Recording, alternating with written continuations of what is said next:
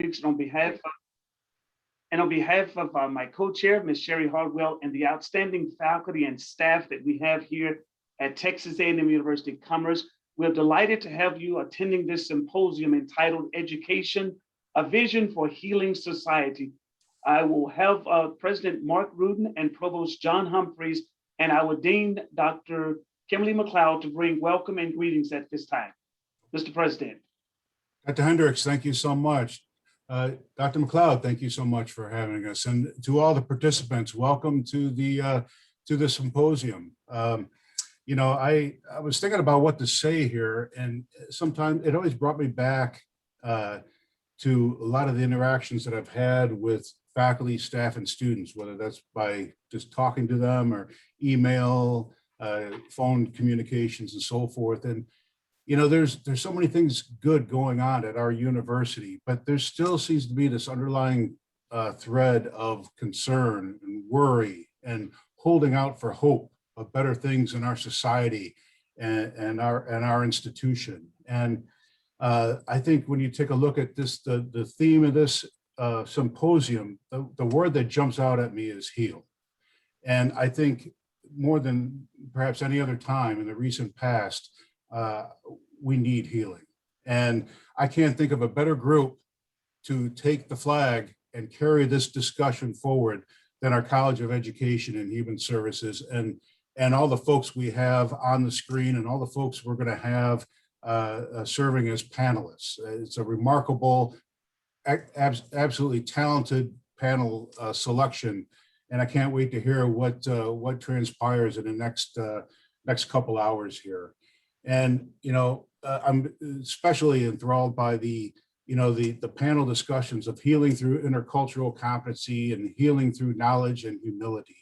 And I restate what a timely time in our history to have this particular discussion. So I applaud Dr. McLeod, I applaud you, panelists, I applaud you, the entire college, I applaud you for holding this symposium, and as evidenced by the numbers that keep on coming in on participants, again, it's going to be a successful event. So thank you so much, and good luck to all of you. Dr. Humphreys. I'll say just a word. First of all, for those of you attending, welcome. And I'm really pleased to have the opportunity to showcase some of our faculty and students and those involved in these areas. I think all of us know that healing our society is necessary, but it's also an extraordinarily large task, right? And any steps that we can take in that direction, I think, are worthy steps. And I'm very proud because this is the kind of thing that universities exist for. This is what we do. This is who we are. Right. And so I'm happy to see us stepping into some of these. I was intrigued mostly by the panel that was talking about knowledge and humility. And if I'm probably not somebody that's often associated with humility, but these last couple of years have, I think, taught all of us that humility is really important, because knowledge without it can kind of lead us astray a little bit.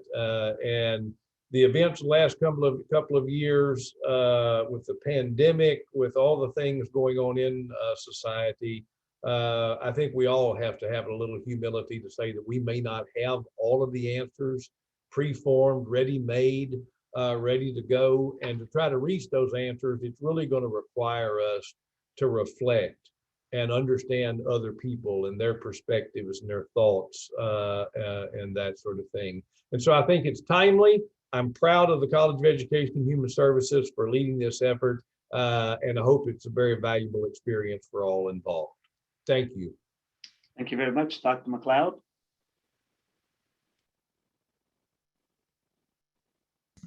Good morning. Good morning, everyone.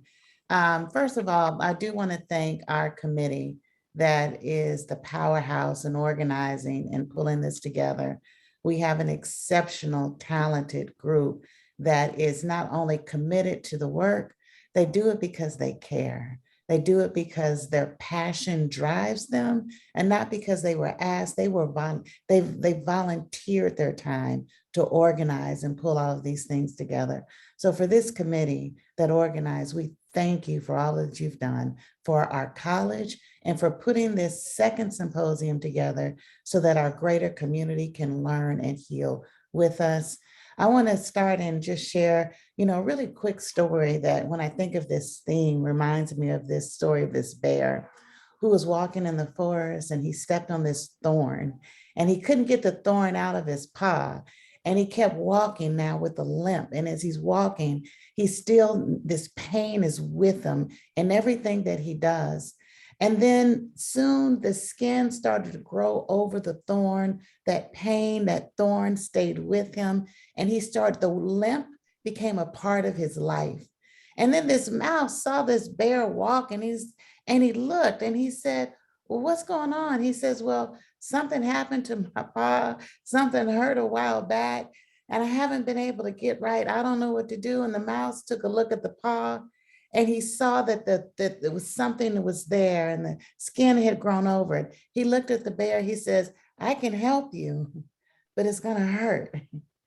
And I share that story to say, our inaugural symposium last year, What the Truth Sounds Like, started from such a painful event with the George Floyd case. And it's like that thorn that got in our paw, and we're trying to talk about it and address and educate and provide knowledge and wisdom and hope on how we can move forward together collaboratively with our community and higher ed, with our teachers. What can we do as a large unit to provide hope and access? And this second symposium, which talks about healing and education and the vision of healing, it's almost like that mouse that says, we can help you. It may hurt a little bit, but we can help make things better. And this is what this work is about, is we've talked about the pain, we've talked about what the truth sounds like, and now the follow-up is how do we actually bring us together collectively, collaboratively, to offer some hope, to offer the opportunity to restore, to revive, and create peace where all of us can thrive together. So we hope that this second symposium, which is launching our annual symposium, which we will repeat next year, offers our contribution to the community, to this country, on a local, national, international level, that we are in this with you. We are committed, and this is our part to help heal our society. Thank you all. Thank you for attending, and I'll turn it back over to you, Dr. Hendricks. Thank you so much, President Rudin. Thank you, Provost Humphreys. And of course, thank you so much, our visionary leader, our Dean of the College of Education and Human Services, Dr. Kimberly McLeod. Thank you. A couple of housekeeping rules and so forth that we'd like to just kind of go over with you. We encourage you to share this live symposium with your colleagues as a QR chip that you can easily access. As we go throughout the next 3 hours during this webinar, we would ask that you would also be mindful that the panel members are on the symposium here, and their bios. You can easily go on the Q-chip and get that as well. If it appears as though the webinar volume perhaps may be too loud or too low for you, please check your own device to ensure that it's there. And if by chance something were to happen, you can easily log on and log back on. With any type of tech issues that you may have, we'll be more than happy to work with you on that. Throughout the panel discussions that we're having, we'll give you an opportunity. If you would just log into the Q&A text box at the bottom. If you have questions, we have someone who is monitoring the text box, and we will get your questions to the panel members as well. At the end of the symposium, we ask that you would complete the survey. One of the things that we want to do is that we always want to build on what we're doing here at Texas A&M University Commerce with our symposium here in the College of Education and Human Services. So please complete the survey, and we will also send the certificate back to you. Because this symposium is also being recorded, you can also download it and get it as well at the symposium website. So those are some of the housekeeping rules that we have in place for you today. And as regarding our agenda that we're having, of course, we've already had our opening remarks. Our first panel, of course, will be Healing Through Intercultural Competency. And of course, there's a special part there at 10 o'clock where it says break and prizes. Some of you will be receiving outstanding gifts from Texas A&M University Commerce. I want to thank my colleague, Dr. Josh Thompson, who has gotten some wonderful gifts. Your names will be called out if you happen to be one of the lucky winners. And if by chance you're not one of the lucky winners, I want you to know you're already a winner by being here with us on today. And I will reach out to my co-host, Sherri Harwell, to get additional gifts for everyone. And of course, we'll talk about the symposium highlights, and then we'll come back. Dr. McLeod, our dean, will come back and give some closing comments, and we will wrap the day up. Again, we want to know how appreciative and thankful we are that you are attending this second symposium here at Texas A&M University Commerce, sponsored by the College of Education and Human Services, as we focus on education, a vision for healing society. And with that being said, now I'll turn it over to the co-worker with me during this entire symposium, the moderator, Sherri Harwell, who's the director of our Office of Education Service Certification and Academic Services. Ms. Harwell. Thank you, Dr. Hendricks. I am so excited that I get to work with this panel, Healing Through Intercultural Competency, and I'm delighted to introduce them to you today. Dr. Ali Babino with us. She's an associate professor in our Department of Curriculum and Instruction. Dr. Mei Jiang is an assistant professor in our Department of Educational Leadership. And Dr. Sarah Rodriguez is an associate professor in our Department of Higher Education and Learning Technologies. I could say so many positive, wonderful things about these ladies, but I don't want to take up their valuable presentation time. So I'm just going to go ahead and turn it over and let them begin. Wonderful. Thank you, Sherri, so much for getting us started off. So going to dive right in.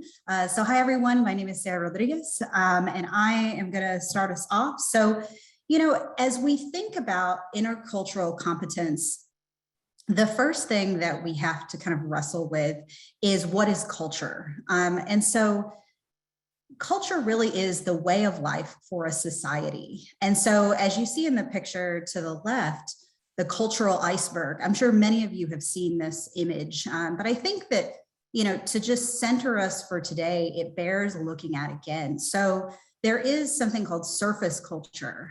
So this is what you see in terms of culture, the food, you know, I'm thinking about my own culture. I'm thinking about the food, the art, the language, the literature, all of these things that you see in the community. But something that you also don't see about culture is this 90% of what we don't see, which relates to communication styles, rules, concepts of self and time, attitudes and approaches to things like religion and problem solving. So you're really seeing that culture is this large group of things. It's not just what we see, but it's also what we can't see. Next slide. Thank you, Dr. Rodriguez. She so eloquently described culture as a way of life. Additionally, many anthropologists, sociologists, and education researchers talk about culture being the amalgamation of knowledge of a particular group, including their language, religion, cuisine, social habits, music, and the arts. She really focused on surface culture as well as deep culture. And why this matters as we develop intercultural competence, we really want to get to the deep levels. I'll get to talk shortly how growing up bicultural had lots of practice in seeing and noticing differences between cultures. But I've also, I would say, increased that nuance through marrying into yet another culture. So a lot of this doesn't come readily available or isn't readily seen, but it's with the deep contact. I'll talk later about how we can convivir or live with a deep, intimate commitment to people groups that changes the way we see life, changes the way we talk and even the way we act. Next, it's important for our discussion to talk about how, when we talk about intercultural competence and culture in particular, that culture is both static and dynamic. We probably as a society focus on the static component, but it is always changing. So for instance, myself being Mexican American, second generation, my sister Luisa and I celebrate Dia de los Muertos, not so traditionally. We put a modern spin on it. So you can see how cultures can change over time. Also important to our conversation is that in the research over the years, culture has become a more palatable word used instead of talking about ethnicity and racialization. However, we would say in order to grow in intercultural competence, we have to talk about ethnicity and racialization. So we will foreground those parts in our conversation today. Last, but in no way least, we're talking about heritage as it relates to culture, specifically with ethnicity and racialization, but there's also many other cultures, including Texas culture, academic culture, anything you can think of at the micro, meso, or macro level can have its own kinds of cultures. So you'll also see these components weaved in our discussion today. Furthermore, another helpful piece of foundational knowledge in our discussion, and really a big impetus for having a panel discussion instead of one esteemed speaker, is that culture varies by person. So my siblings and I, though all technically Mexican American ethnically, our culture identity is different. Only myself would really say that of the three of us, we identify as Mexican American. And a large part of that is because of context, when and where, how we grow up. If we grow up in more homogenous communities, it may not be a big deal to be bilingual or to be Mexican American. This has been true in my research over the lifespan of bilinguals in language programs. When I've studied a student in elementary school, she said, yeah, I'm bilingual, like it's no big deal, because she lived in a community that was over 90% Latinx. It wasn't until she entered secondary school where she had that contrast of cultures that she grew in her pride. Incidentally, this was also happening at the same time with increased vitriolic rhetoric towards immigrants. And she shared it was that rhetoric that made her more proud to be Mexican. So much so that she no longer identified as Mexican American and instead identified as Mexican. Lastly, for our purposes, here is identity and cultural identity varies by generation. So two people can have the exact same identity cultural markers, but because of generation, they can mean differing degrees of importance in their lives. So for instance, my mom coming to the United States in the 50s was a time of assimilation and finding success through that assimilation, where myself growing up, not going to tell you which decades, it's really been a point of Latino pride, like this is an important time. And so we want to take all of these into account throughout our sharing today. So what is intercultural competence? So as an academic concept, there's a lot of reading you can do, 40 plus years of just lots of reading. But we're going to break it down very quickly for, the big things to think about in terms of intercultural competence. So the four main parts when you think of intercultural competence are the skills, the attitudes, culture, and communication. So like Ali has mentioned, there's a bunch of different parts of, what is culture? What is part of being interculturally competent? So when we talk about skills, it's everything from listening and analyzing and observing, and then attitudes, like how open are you to other cultures? How willing are you to go out and discover what's going on in other cultures? How curious are you? In terms of culture, it's also thinking about what identities people have. I love that Ali is talking about this generational and all the different intersectionalities that come, because I also identify as Mexican American, but we've been in this country for many, many, many generations. So it's a very different experience. And the last one here is communication. So, when you're thinking about being competent in this area, like what are the languages that are used? The dialogue, the nonverbal behaviors that are there. And being interculturally competent means the ability to function across cultures, the ability to act appropriately across these spaces. And this is extremely important as we are a globalized world, as a globalized campus, as we think about how we interact not only with our students, which I think is so important, but also as we interact with our colleagues as well, because we have colleagues and students who are coming from many different cultures, not just one culture. Next slide.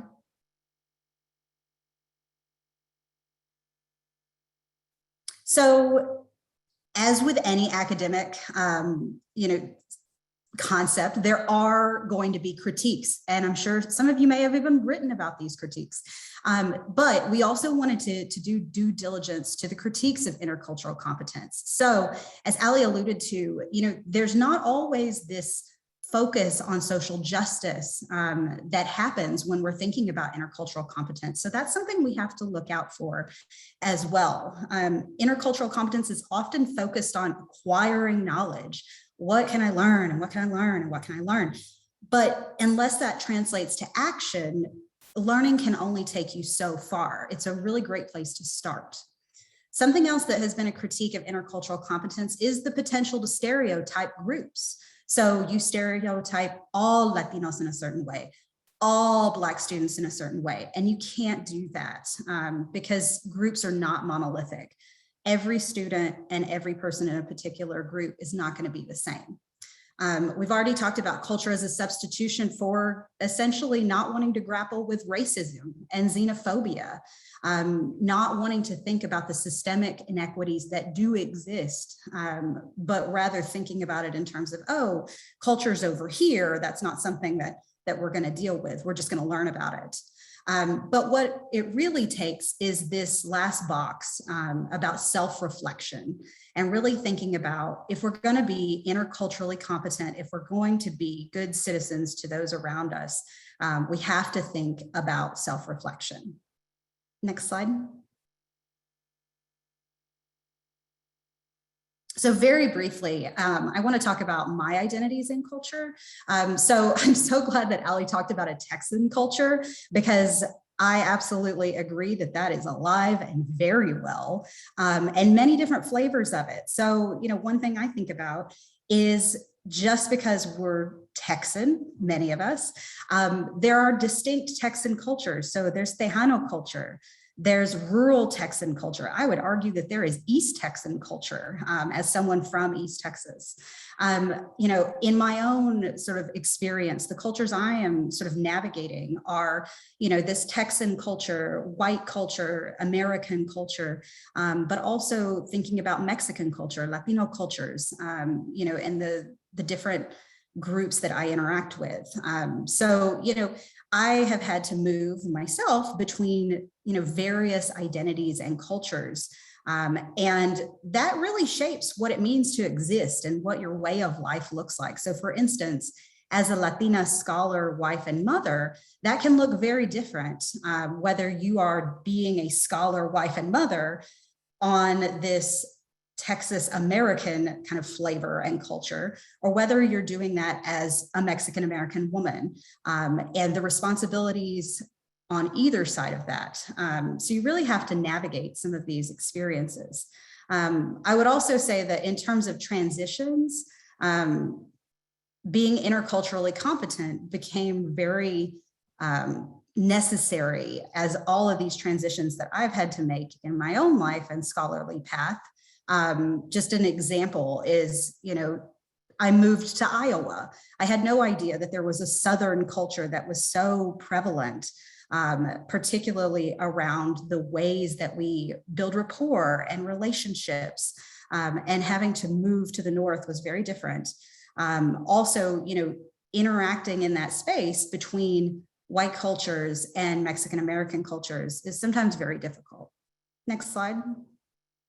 So, it has meant a lot of culture clashes, particularly in my life.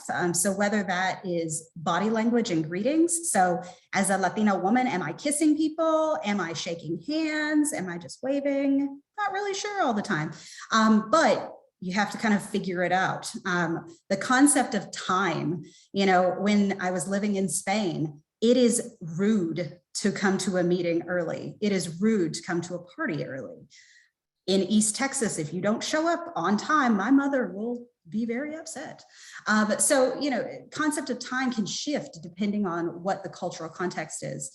Some of the other things that are on here, the frenetic pace versus the slow living. I feel like as Americans, sometimes we are constantly in this state of bigger, faster, whereas other cultures sometimes do not have that. That was an awakening for me living in Spain for a time, was that they wanted to know why we needed to go so fast. But we have this sort of American pace that's very different. In terms of language preference and dominance, culture can dictate what is dominant in a particular space. So, for myself, like when I go into certain spaces as a scholar, Spanish is the dominant, the dominant language. However, in other spaces, English is the dominant language, and you have to be able to navigate that. Next slide. All right, thank you, Dr. Rodriguez. We hope to showcase not only our similarities between cultures, but also the distinctives and what that means for us in developing intercultural competence. I'll get to talk through a couple of these items, but before I do, I feel like many of these are very much encapsulated very clearly in something that Gloria Anzaldúa, a Chicana feminist, shares. She writes it in both English and Spanish, so I'll be sure to translate it afterwards. She says, because I am mestiza, mixed, continually I walk out of one culture and into another. Because I am in all cultures at the same time. Alma entre dos mundos, 3, 4, me zumba la cabeza con lo contradictorio. Estoy norteada por todas las voces que me hablan simultáneamente.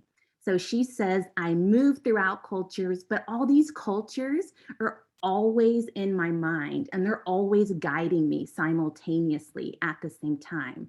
So because of that, I will talk in and out throughout all of these at the same time. So Marta, if you can put them up on the slide, please. So I've shared that I'm Mexican American. So that's 2 cultures, right? But it's also in between cultures. So like Dr. Rodriguez shared, you develop like a very keen sense of code switching between cultures, including how do you greet people. I remember because I used to always visit my Mexican family on the weekends. Incidentally, in elementary school, I got to meet one of my classmates at school. And when I said hi to her, I was still in Mexican mode and I kissed her like on the cheek and she looked at me like, what are you thinking? Like kissing me. And I'm like, oh, I just temporarily forgot like where I was and what I was doing. I also very much see a strong influence of being a 2nd generation immigrant from both my students as a bilingual teacher and myself. There's like something called immigrant kid guilt. And that's, we came to this country for you so you could get a good education. So I always have like a frenetic pace, like Dr. Rodriguez talked about, but it's because of this almost like familial responsibility to reap the harvest that they have sown for so many years. And so I experience workaholism very much and have had to learn to teach and work at a slower pace. Another part of liminality or being in between and learning how to navigate cultures is being personally lower middle class, but growing up in a very upper middle class community. I think my sister encapsulates it well when she says, I always felt like we were visitors in that place. So we could speak the language, you know, we could understand the culture, the values, maybe pretend to kind of dress like that, but that was never really us. And so even now, our family is solidly middle class. Like I find the cheapest thing at the store, you know, if someone's hurt, I'm like, do we really need to go to the doctor? How much is that going to cost? You know, it's constantly in my mind and affects how I think, even though I've changed identities, change cultures and contexts. So we can see enduring effects even when some of our cultural characteristics change over time. Furthermore, I feel like what's been most influential and for me understanding gradations of my cultures. For that reason, that's why I have that prism on this slide of the various cultures. I feel like growing up, I had a well-developed ethnic literacy. But not so much racial literacy. And it was only in becoming a bilingual teacher when I was teaching first generation Mexican Americans that I started to see not just linguicism, discrimination based on language, but I also saw increasing measure nativism, discrimination based on the perception of not being from this country. And finally, I also grew in my ability to see racism to continuing degrees, because I saw in my own experience, my family meeting the American dream in one generation. And so I thought, our family has been so successful. I want to share with my community, you know, like what our family has gone through and what we've achieved. And I realized it wasn't the same. And that's largely why I went to graduate school, is to find out explanations and theories. Why weren't our experiences the same? And so with that, in addition into marrying into yet another culture, I was able to have that experiential knowledge and nuance to see what was different. But I also gained professional knowledge in graduate studies to understand why there may be differences in experiences over histories. So while I am a part of my communities, I am also very aware that I'm not a part of them, in large part because of how I'm racialized across contexts.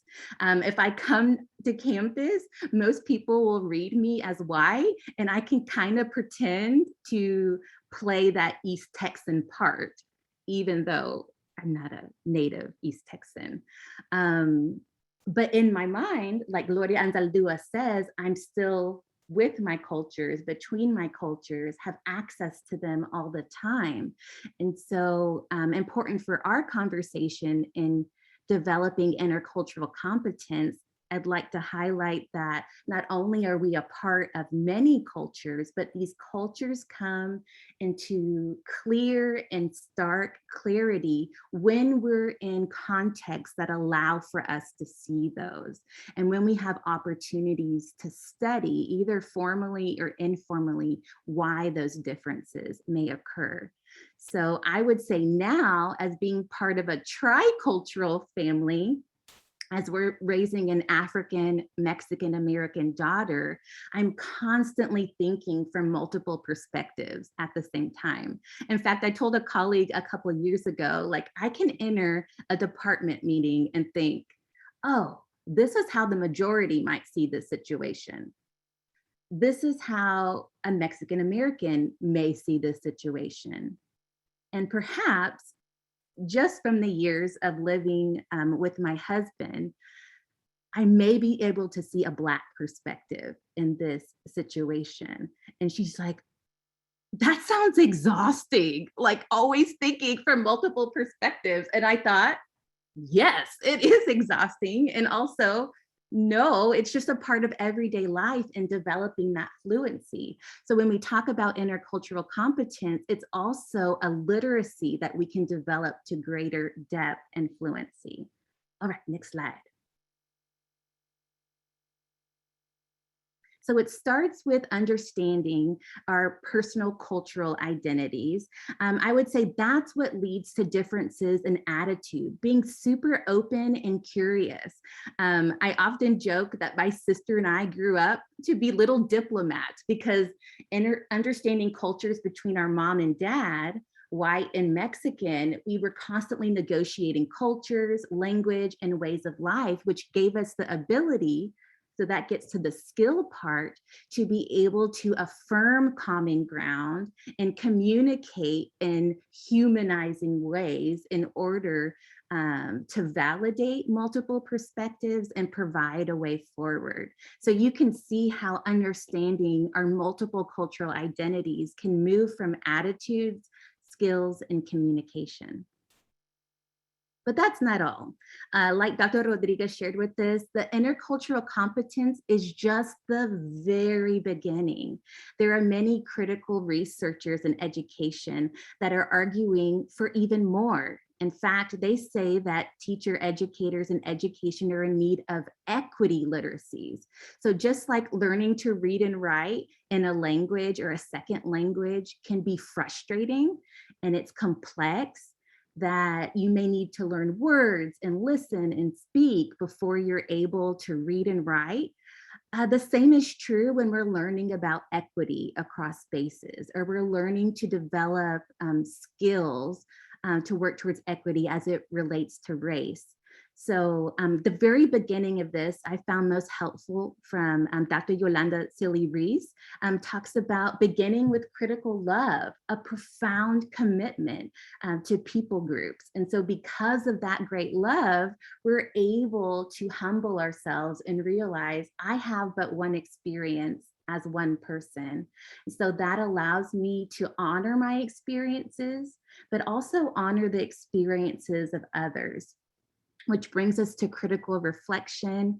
Who are we? And then who are we in our people groups across history that ultimately allow us to create equity literacy? Of course, you've heard just from two of us so far and what it may look like in some Mexican American communities, as according to Dr. Rodriguez's and my perspective, but that is in no way representative of what it necessarily looks like to create and develop intercultural competence. So for this reason, we'll get to hear from our esteemed colleague, Dr. Mei Jiang. Thank you, Ali. And I'm so excited to join this panel because I'm very excited to share my story, my perspective, my background.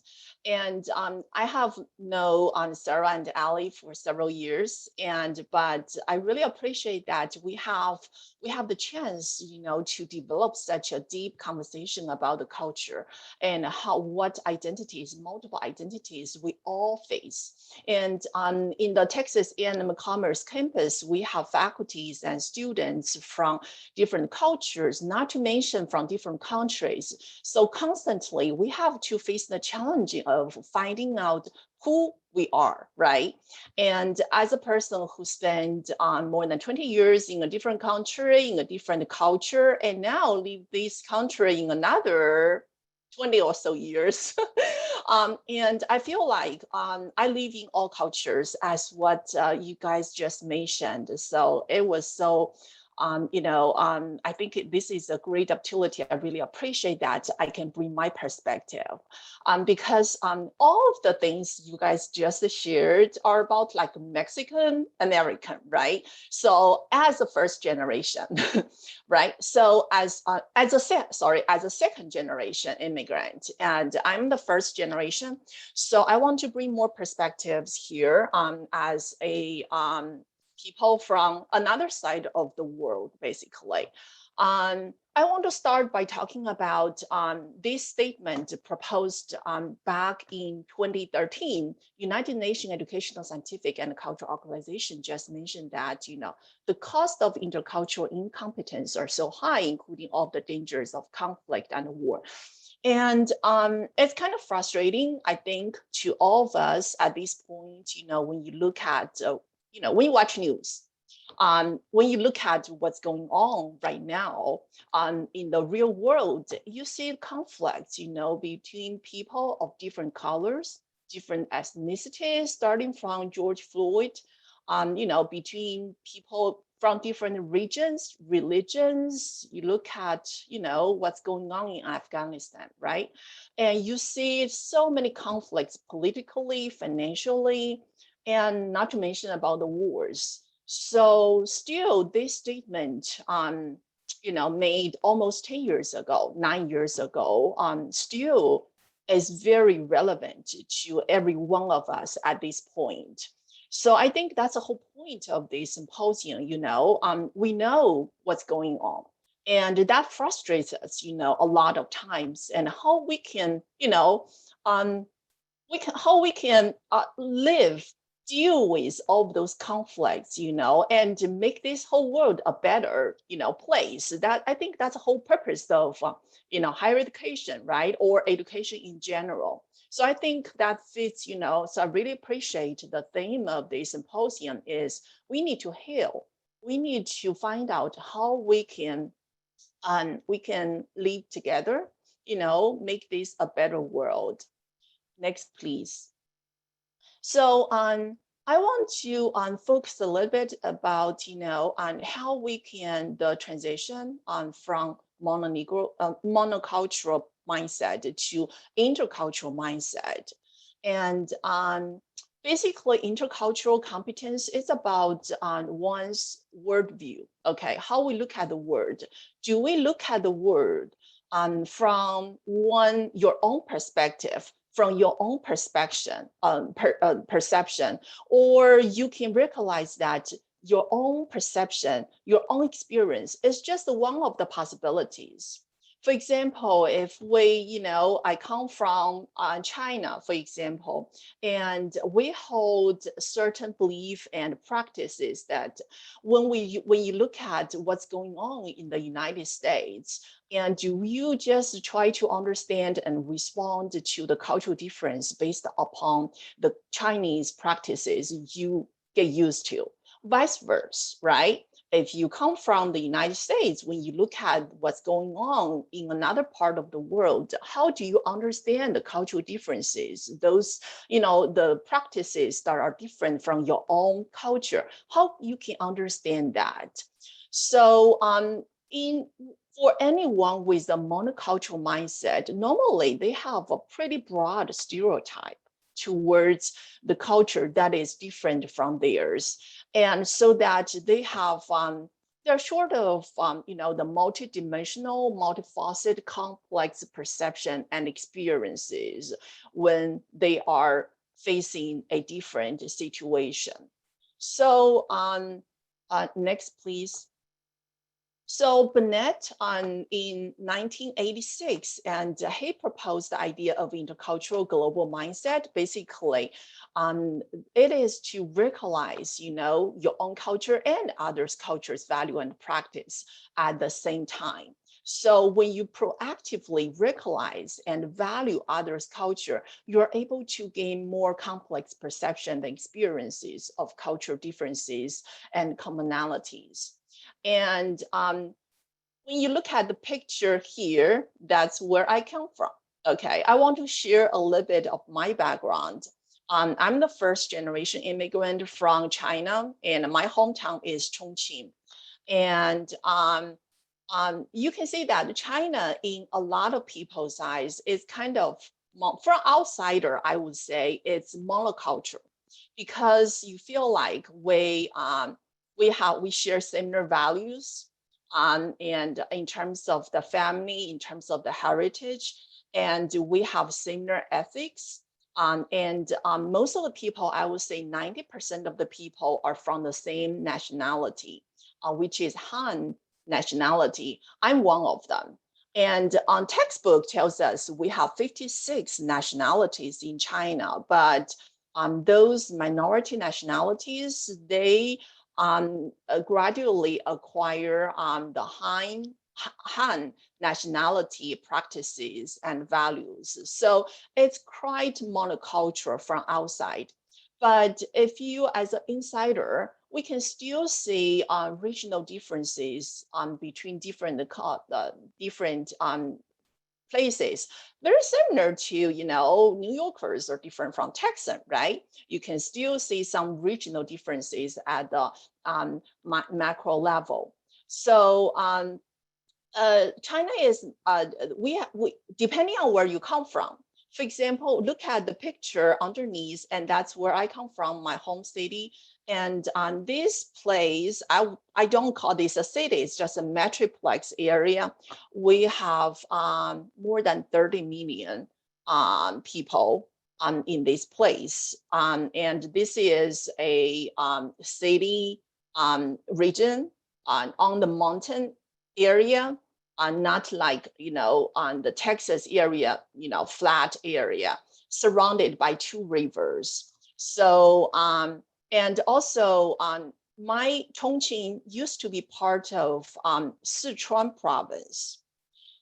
I guess some of you have heard about Sichuan before. If you go to Chinese restaurant, if you order Sichuan chicken, Sichuan beef, and you will realize that it is spicy food. Yes, Chongqing, Sichuan, we eat very spicy food. And look at the picture on the top right. That's one of the specialty foods we have in Chongqing, which is called hot pot. Okay, so where you have that spicy soup in that huge pot in the middle, at the middle of the table, boiling all the time. So you basically boil whatever you want to eat inside that soup and eat it. That's a very special type of you know, dish from my hometown, Chongqing. So by looking at that, you may say, oh, it's so different, you know, from what we are having here, right? So next, please.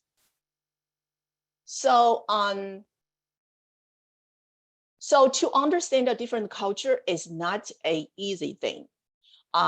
As a person who spent the first 24 years in China on completing the bachelor's degree, teaching English in a middle school for 2 years, and then spent another 20 year here in this country, I feel I experienced the transition from the so-called monocultural mindset to a more intercultural mindset, even though I don't think I can completely, you know, integrate everything very well on that, but that's the eventual goal of it. I can sense, you know, I have been through the transition stages from polarization to minimization to acceptance and adaptation. So I think this is the transition along this continuum. This is a transition every one of us, no matter where from, you know, East Texas, then you're trying to understand the people who live in California, or you are a person growing up in a Hispanic community. You are trying to, you are going to work abroad, for example, in Spain or in England to pursue your studies.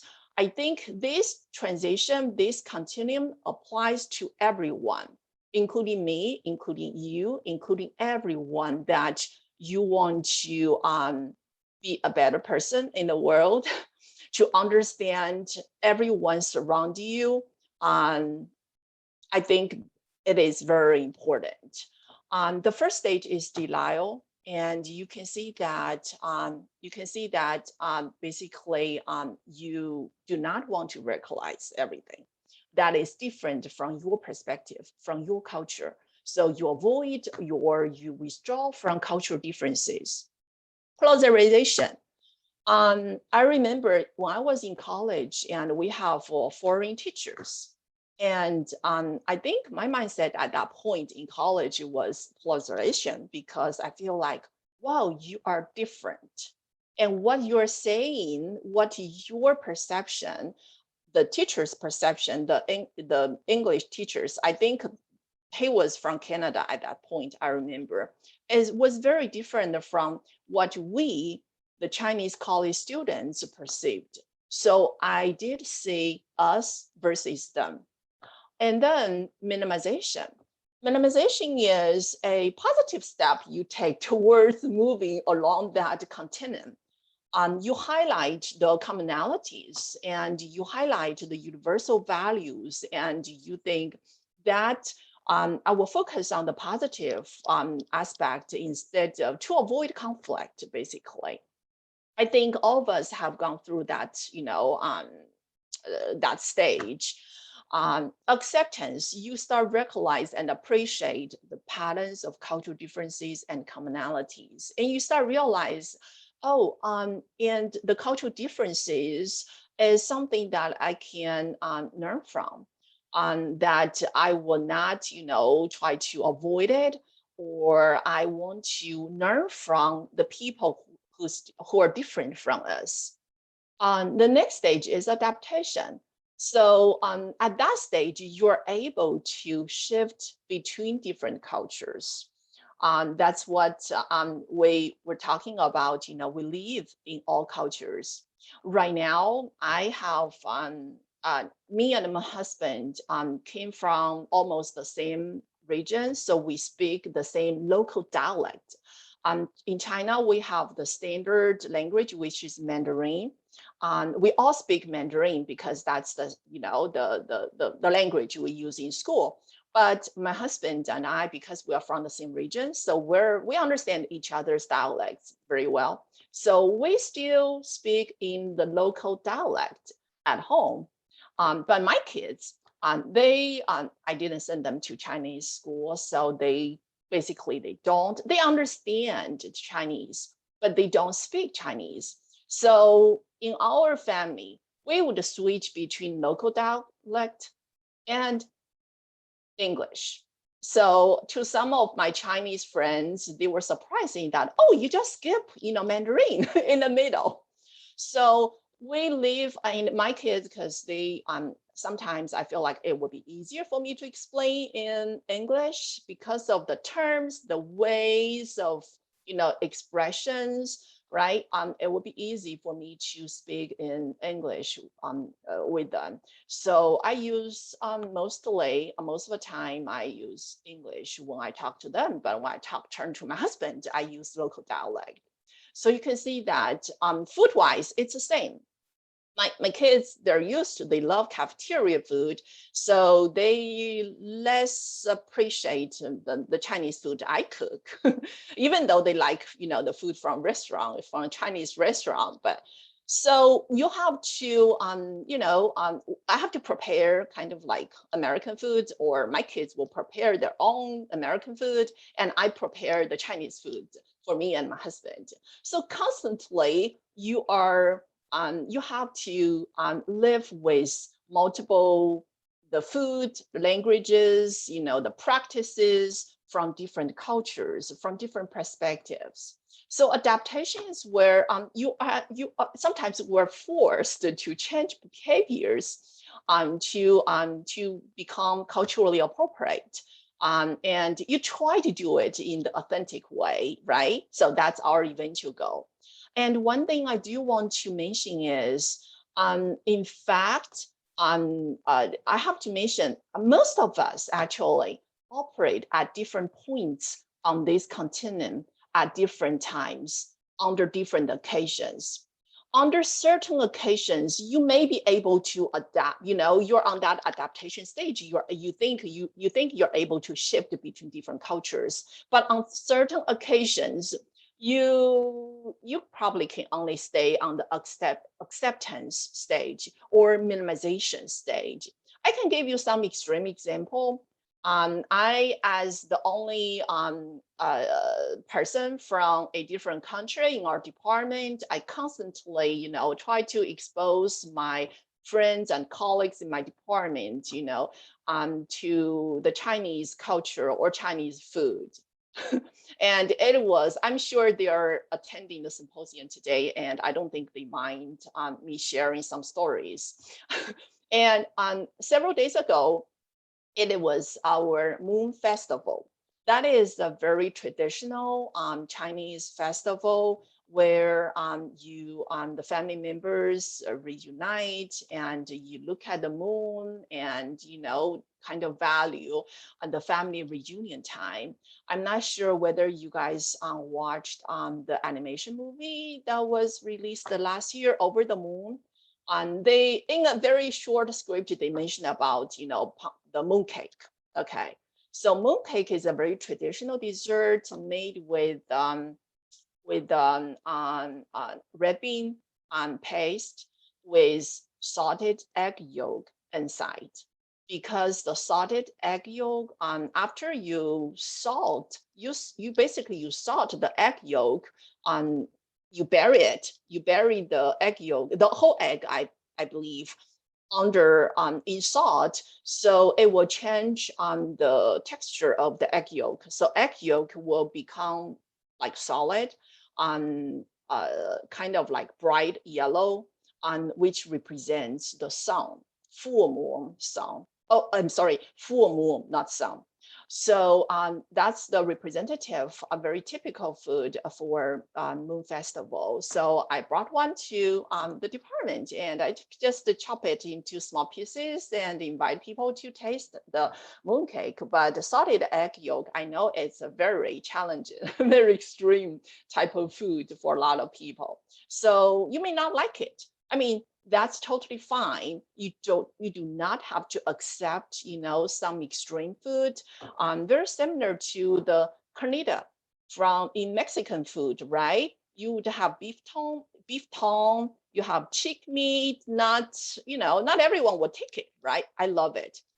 When I went to Mexico City, and that's my, those local street foods are my favorite. I wish I could go back soon. So under different situations, you do not have to accept all of them, but that's our goal to try to accept, try to appreciate, try to adapt the cultural differences, and so we can be more open. So when we work with people from a different culture, where it's more likely we can work together in a more peaceful way.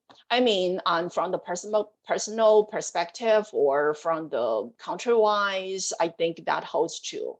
So, so I think we have to work constantly on when we look at the continuum from denial to adaptation. I think that's the effort we all have to make. And I know, Sarah, you're going to share more about what do we do in general, what can we do to complete the whole intercultural competency transition. I'll get it back to you. Sure. So the next thing that I'm going to share about is moving towards what we do with all of the information that has been shared with intercultural competence. Is it enough? The second part of today is about cultural humility. And so I asked this question of myself, is the answer cultural humility? And I think the answer is maybe, maybe not.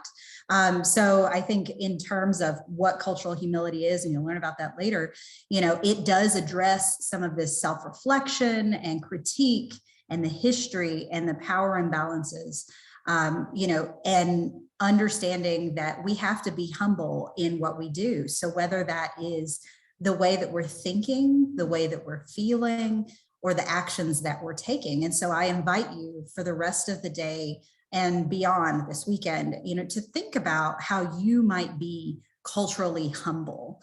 And in reverse of that, to think about how you're not culturally humble. In what ways do you think, well, my culture is the best culture, or this is the right way? Because unless we can start with that reflection and respect and regard, we can't move forward. Next slide. So it's this big question of what do we do? because there's only so many hours of the day, there's only so much space in the curriculum. And I really tried to think about this, and we all really tried to think about, how do we move intercultural competence to actual action? So I invite you to think about these 6 major things that I think have been a theme throughout the 3 of us talking about our experience and our work. It's really thinking about reflecting on your everyday relationships and actions. So reflect on how you interact with people, how you interact with your students, how you interact with your colleagues, what things you put on your syllabus.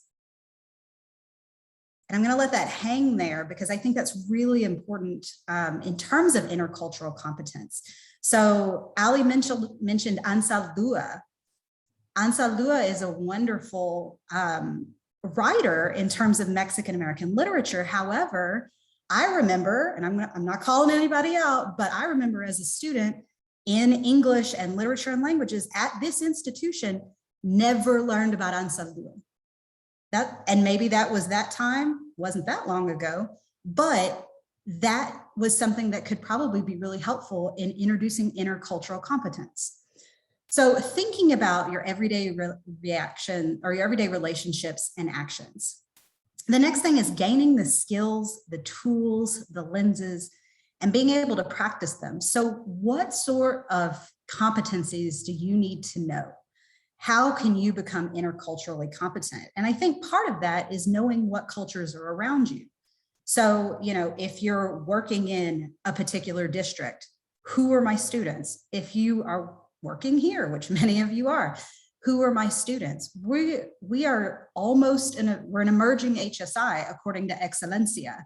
What are you doing to address the needs of Latinx students in your classroom? Not that you have to, but as an emerging HSI, you really should be doing that.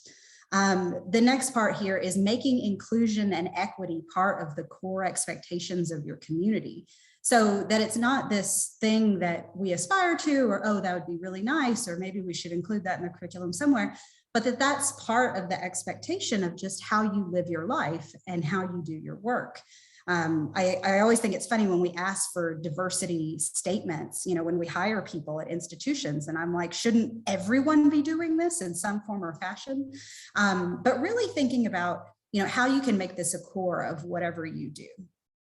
And being able to actualize equity and inclusion collectively. So not just on an individual level, because that's cute and we can talk about being nice to people and all of these things, but it's a far different thing to think about it in terms of policies, systemic things that you can do that will be inclusive to people of other countries, that will be inclusive to other cultures.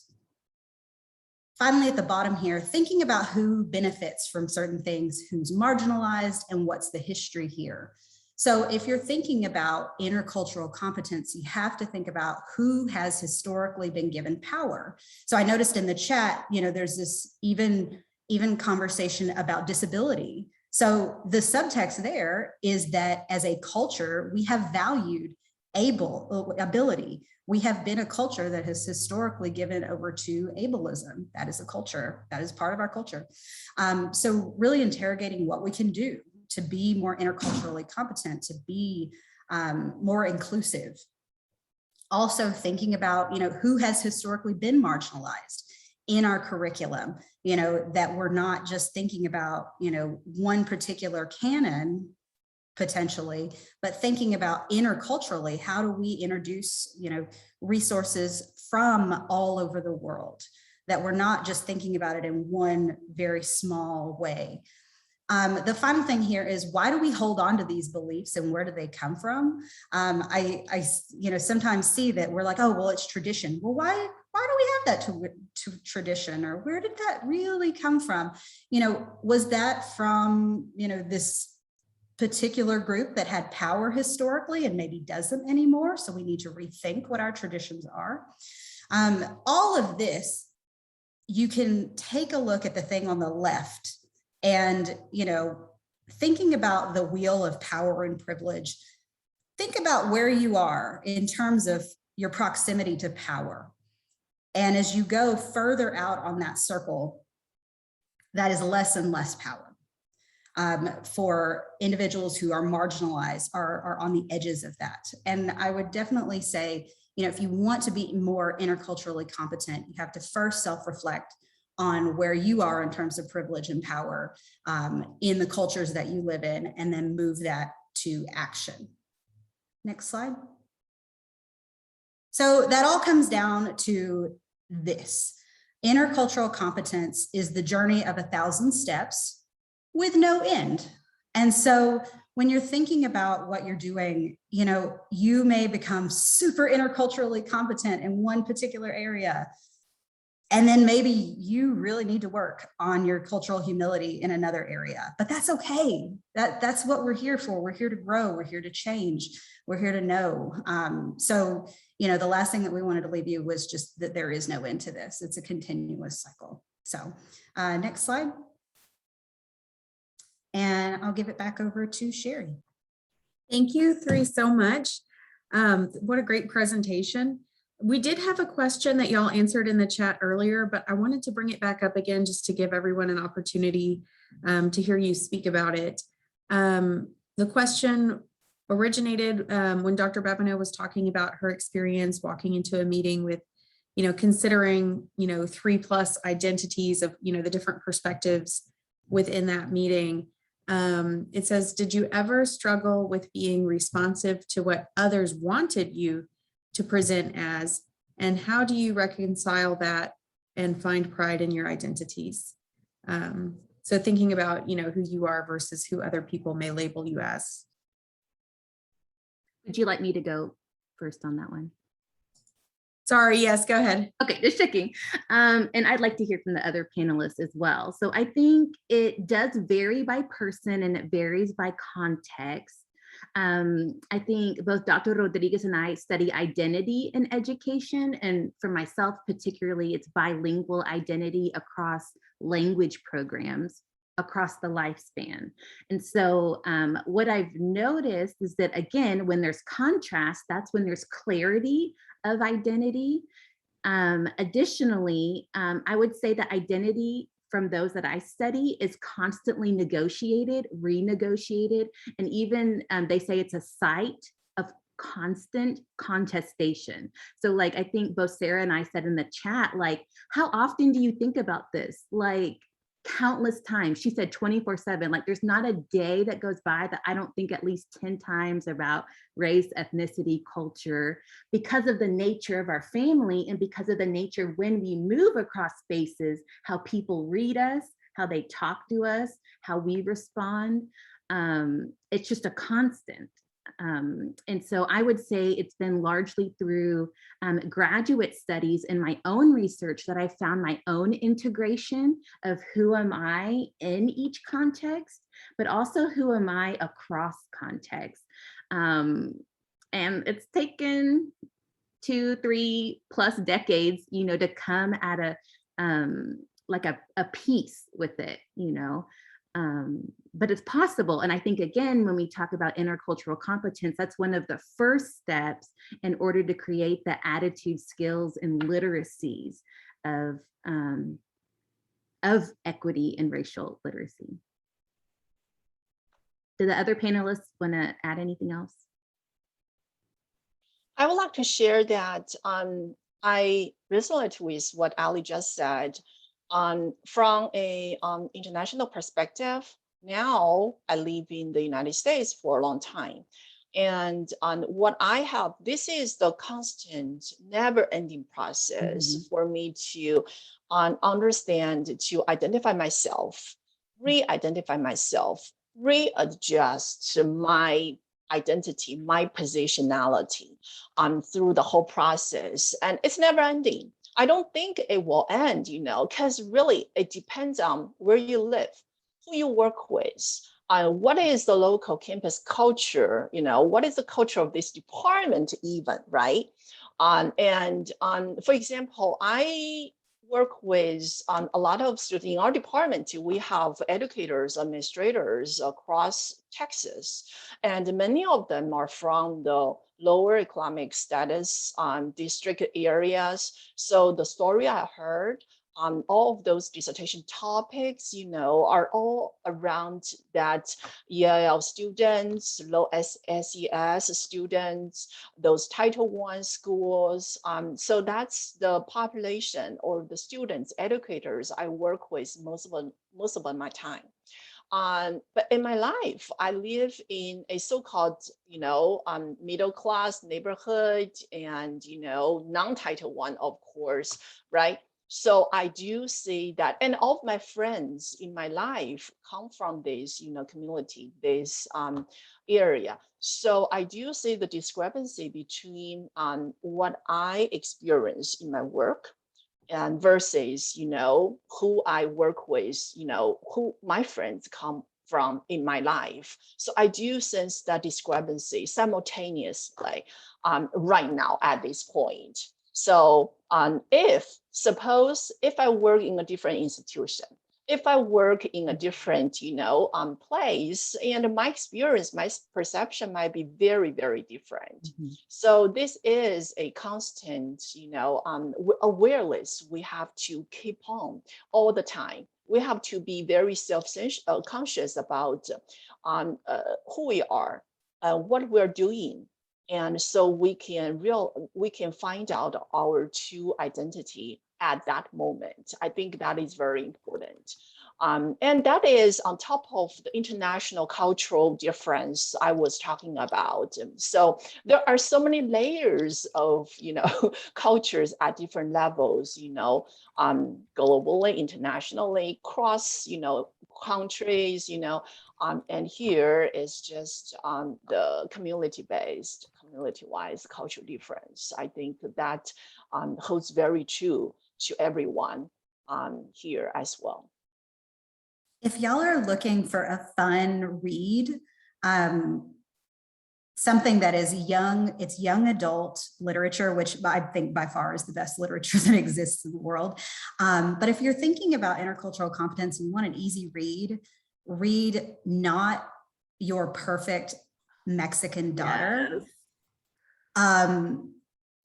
I laughed, I cried, I read it in one sitting. It really gets to these ideas. It's about a young woman. She's maybe 18, she's in high school, and she has to navigate this world of being Mexican and being American and what that means for going to college, what it means for interacting with her familia. It's a really interesting read about like Mexican and American cultures and the like push and pull between them. It's a fun read. It'll change your life. That sounds great. There was another question. And I'm sorry, would you mind? Oh, okay. Dr. Babino is typing the answer to that. Never mind. So a question was presented on the Wheel of Power and Privilege. And I know that, that's a really cool tool to really self-reflect. But the question was, that seems kind of, Western centered. And so the question for Dr. Jiang is, do you feel like certain things on this wheel, if let's say that if we were going to make this wheel in China, for example, do you feel like it would be significantly different as far as what was presented on the wheel and what might differ? Thank you. That's a very good question. So we're basically thinking of putting everything under a different context, right? So the cultural backgrounds, the practices, the values under that context make huge difference. So my answer, I might be biased because my perception is not purely, Chinese, 100% Chinese anymore. I consider myself, cross-cultural most of the time. I see both perspectives and I try to find a balance point. I mean, that's, some people hate to, to balance out everything, but that's the only way we can survive. I can survive because when you say two opposite, perceptions, and sometimes it's really hard to deal with. And the way of power privilege, I do see the value of all of those constructs presented over there. Gender citizenship, skin color may not be that visible. I would say may not be the major mainstream concern, which is different from this country, right? Because it's more diverse. Here in the United States, we have people of different colors, but the unnecessary pursuit of pale light skin color in Chinese culture, I do say that could cause a lot of bias, in Chinese culture as well. And yeah, it's very interesting. Of course, formal education, ability, and I'm trying to read backwards. Sexuality, yes, definitely. Mental health, that's a big thing. And in no matter which culture we are at, right? So body size, yeah, and Asian people, Asian women prefer, slim body figure, and that could cause some concern as well. Yes, I do see a lot of the Welsh language gender. Yes, yeah. Thanks for that interesting question, and I may need to dig deeper into the authentic cultural context, where you want to apply this well towards to. Very interesting thing. Maybe we can make this a big interesting project. Thank you. I think that was such a great question. And Mei, I like that you broke it down, because that made me think back to my previous institution, which had 16% international students, and most of them were Chinese. And it was interesting because when students would come to my class, as Chinese students, sometimes they would say, well, we don't have any of these issues. We're a monoculture, and we'd have to take a second and we'd have to talk about context and, think about it, like, really interrogating it. And it was really interesting to see, like, as PhD students, how they had to grapple with some of these that they hadn't actually thought about, how they manifested in Chinese culture sometimes. Yeah, it takes time for any international students who are new to this country. And I think that's what, international office is so important, because that's the hub they can get all the resources. It took me years. It took me years to truly understand what American culture is and how diverse it could be. And, Sarah is different from Ali because they are from different community, right? And your different life career or life trajectory, right? So it does take time to understand, to truly understand each individual's cultural bearing, I would say. So for any new students who simply spend 1 or 2 years in a country, it's really hard. They only have that very general, broad stereotype towards one culture. But longer you stay, you feel like, oh, I don't know this. That's what I was told when I first came to this country. And when I first came here, I feel like, oh, yeah, everything's good. And I understand everyone and everything was good. But a friend who has spent more than 10 years by then told me that, oh, you just don't get it. So the longer you stay in a culture, more humble you will become. And you will realize, oh, wow, it is very challenging to understand each individual. So to to us educators, I think that's what we need to understand, when we work with students from different cultures, and how we can respect where they come from, understand the practices they are doing, and sometimes their behavior, or they shoot me an email at any time, and that might be what they are, that might be their busy schedule, force them to do, right? So we really have to be understanding as an educator, understand where they come from, their cultural background. So that is the constant journey everyone have to take on. Thank you so much. I'm wondering, I know that a lot of people ask for recommendations for resources, and y'all have already mentioned an author and then a great YA novel.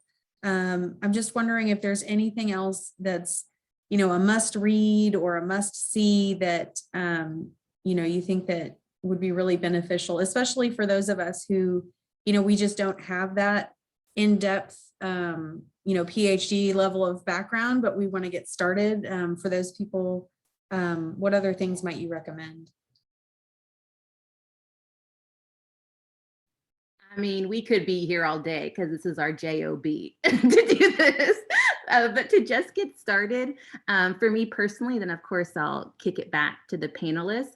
I really like the work of Dr. Podgorski with equity literacy, and one of the slides has his name, the chart, as well as the website with a plethora of resources. And he even has, I know some of my colleagues here today have attended his webinars as well.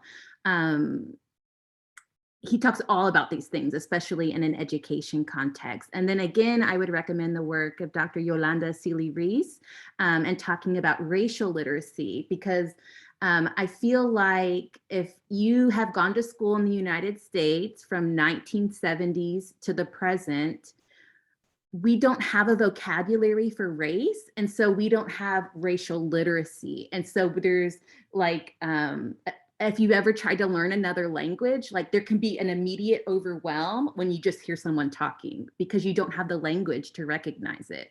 And so I think it's very needed and can be a source of a lot of healing. And I know it can seem, oh yes, I like that one from Dr. Carrero that shared for disability, Out of My Mind by Sharon Draper.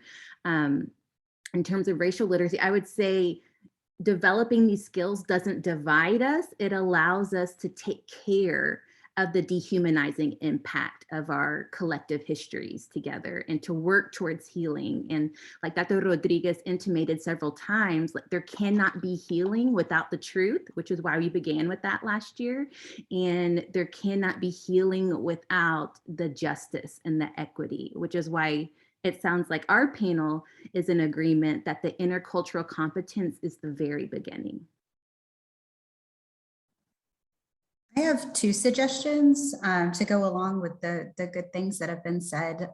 So this is an easy one. I think one way of building intercultural competence, like the first step, like if you want to know something about a group, PBS has these really amazing series about Latino Americans and Asian Americans. I think they have one about African Americans as well. I think that came out during my PhD, so I missed that. But they have several different series that give you the history, the systematic issues, that are affecting each of these groups. They're really, really well done. They are long, but they're great. I would suggest taking a look at those, watching those. If you have particular questions about the history around particular racial ethnic groups that are in this country. Also, I might suggest this approach to work that my research teams and NSF grant teams have been using recently is the trauma-informed care approach. And I'm sure that may come up today or probably came up last year, but what trauma-informed care is, and you can Google it, it's got a really great page through the CDC, Center for Disease, oh my gosh, I'm blanking the last C. But the CDC has a trauma-informed care approach that is really great in terms of thinking about how do we address the trauma that is present in the communities that we serve. And it can be various communities. It doesn't have to be education. It can be health, human performance, whatever it may be. But how do we address that? And it addresses it through multiple pillars, such as thinking about transparency and, mutuality and collaboration. This is a really great way to get you thinking about what is the trauma and how can I be someone who is not continuing to inflict that trauma. So at the very beginning, George Floyd was mentioned, and everybody got on board and was like, oh, we're going to do all this great stuff. And now we're here. And, many of our approaches to education or health or whatever are not trauma informed. They're not dealing with the trauma that individuals are coming with, whatever traumas that might be. And there are a variety of them. But really great things are happening in the K-12 space in terms of trauma informed care, and also in the health spaces as well.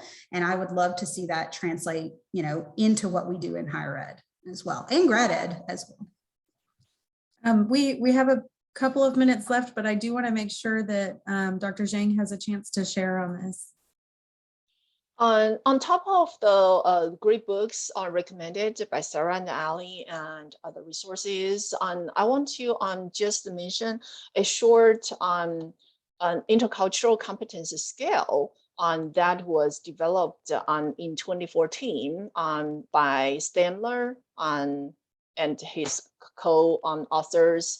So this intercultural competence scale was developed based on they use the situational judgment testing approach. So the items, they're not just asking, what do you think about this? They give the participants a situation. For example, they give you the situation asking, when you go to grocery shopping, what would you think? What would you do?